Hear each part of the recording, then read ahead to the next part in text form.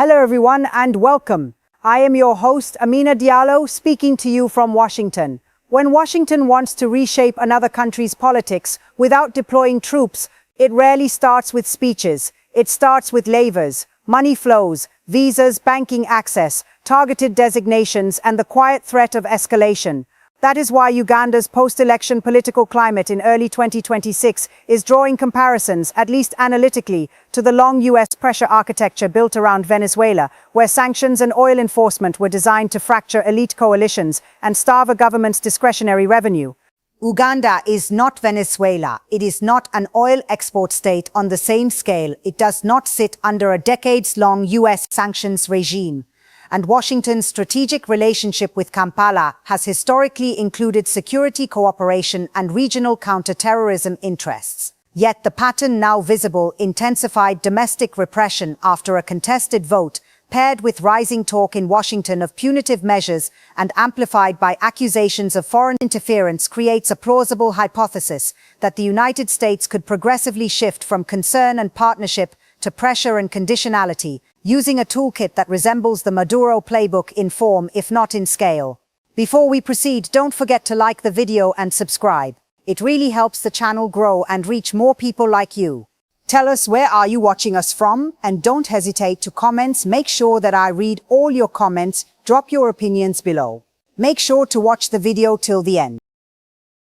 Uganda's political temperature spiked after the January 15, 2026 presidential election. President Yoweri Museveni was declared the landslide winner for a seventh term, extending his rule deeper into a fifth decade, while the main opposition figure, Robert Kyagulanyi, widely known as Bobi Wine, rejected the outcome and alleged fraud. What followed looks less like a cooling period and more like a tightening one. Reports of mass arrests of opposition supporters, disappearances of senior opposition figures, and the militarization of political space around opposition leadership. Reuters reported that Wine went into hiding and that a raid on his home became a national flashpoint, with the government's own information minister publicly condemning the raid and saying Wine had committed no crime, an unusually candid admission that suggested internal unease about how the security apparatus was behaving. In separate Reuters reporting, Uganda's military chief Jaira Muhoozi Kainerugaba, Museveni's son, was quoted in inflammatory terms toward the opposition, adding a volatile succession and command and control layer to what is already a high-stakes political environment. Human Rights Watch described a post-election assault on the opposition, including allegations of military siege tactics and intimidation. International attention has also risen in Europe. A European Parliament debate and statements from political groups explicitly framed Uganda's post-election period as marked by repression and a shrinking civic space. This domestic picture matters for the U.S. involvement hypothesis, because Washington's sanctions logic, when it chooses to escalate, tends to be anchored in two public narratives: corruption and human rights. Uganda already sits inside that framing. In May 2024, the United States announced sanctions, visa restrictions on senior Ugandan figures, including Parliamentary Speaker Anita Among and others, tied to allegations of significant corruption and serious human rights abuses. Separate U.S. actions also targeted officials over extrajudicial killings, according to contemporaneous reporting. A Congressional Research Service report summarizes the depth of U.S. concern about corruption and impunity in Uganda, including the scale estimates Uganda's own oversight bodies have cited. In other words, the groundwork for pressure is not being invented in 2026, it has been building, and the post-election crackdown supplies a fresh justification for those who argue that quiet diplomacy has failed. Where the Venezuela parallel becomes analytically useful is in understanding how Washington might translate those concerns into coercive pressure. In Venezuela, U.S. strategy has combined sanctions with aggressive enforcement around oil and shipping, aiming to disrupt illicit revenue channels and constrain the regime's ability to compensate loyalists. An Associated Press report this month described U.S. military boarding of a sanctioned tanker connected to Venezuelan oil flows as part of enforcement measures and a broader effort to control or disrupt Venezuela's shadow oil logistics. Reuters has also reported recent shifts in U.S. licensing and sanctions posture toward Venezuela's energy sector following major political changes there, illustrating how Washington uses sanctions not only as punishment but also as bargaining currency, tighten, then selectively ease depending on objectives. Even in more policy-analytic commentary, the emphasis remains: sanctions and interdiction have been used to cut illicit revenue and test the boundaries of coercive statecraft. Uganda lacks a Venezuelan-style oil choke point, so the lever would not be seize the tankers.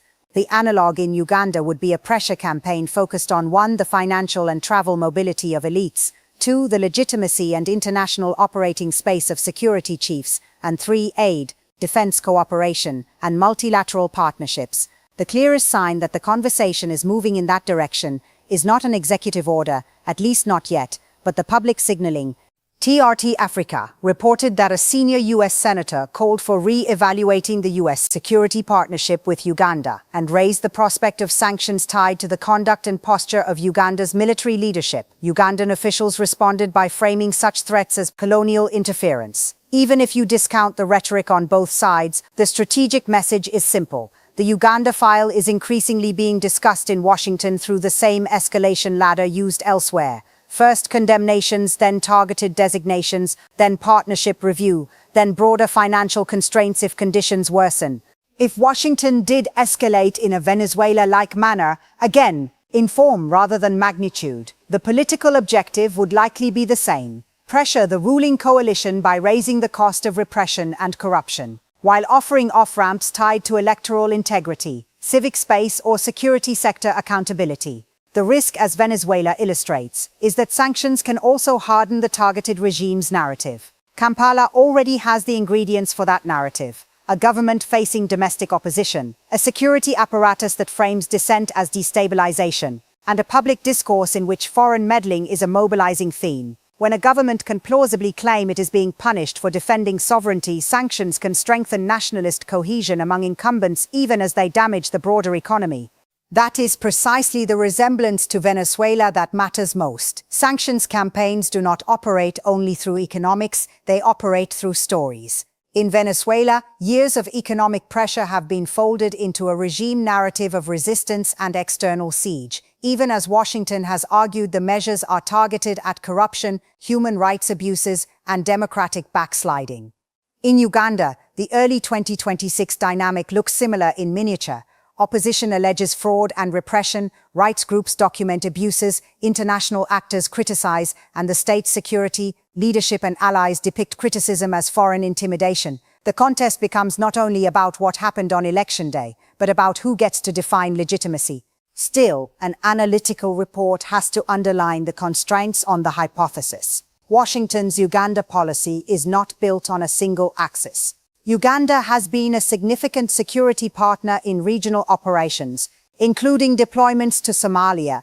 Even Uganda's own information minister felt compelled to publicly contradict social media threats about withdrawing troops, signaling the sensitivity of security cooperation and financing. A sharp U.S. break would create operational and diplomatic costs in East Africa that are different from the Venezuela theater. That means escalation in Uganda, if it occurs, is more likely to be incremental and selective. More visa bans, more targeted anti-corruption measures, more pressure on specific security commanders, and more public conditioning of cooperation rather than comprehensive economic warfare. The most realistic Venezuela-style resemblance, therefore, is not the severity of sanctions. It is the architecture, a ratcheting system where measures can be tightened, signaled, enforced, and selectively eased to shape elite incentives. If Uganda's post-election repression deepens, that architecture becomes easier to justify politically in Washington, especially given that U.S. actions against Ugandan officials for corruption and abuses already exist as precedent. If, on the other hand, Kampala de-escalates, releases detainees, reduces military intimidation, opens political space, the pressure coalition in Washington tends to lose momentum because the justification narrative weakens. Uganda today sits at the intersection of a domestic legitimacy crisis and an emerging external conditionality problem. The Venezuela comparison helps explain the logic of U.S. statecraft pressure through targeted tools, escalation through enforcement, relief through bargaining, even if Uganda's economic structure makes the levers different. The hypothesis of U.S. sanctions and involvement is not speculation without foundation. It is a scenario grounded in existing U.S. designations, current post-election reporting, and openly discussed partnership reviews. But whether it becomes reality depends on two competing trajectories: Kampala's willingness to govern with restraint after a contested election, and Washington's willingness to absorb regional security trade-offs in order to pursue a democracy and rights pressure agenda. Thank you for staying with me through this deep analysis. If you found this perspective valuable, consider subscribing and joining the conversation. The future of Africa is too important to leave unquestioned. Until next time, stay informed, stay analytical, and stay alert.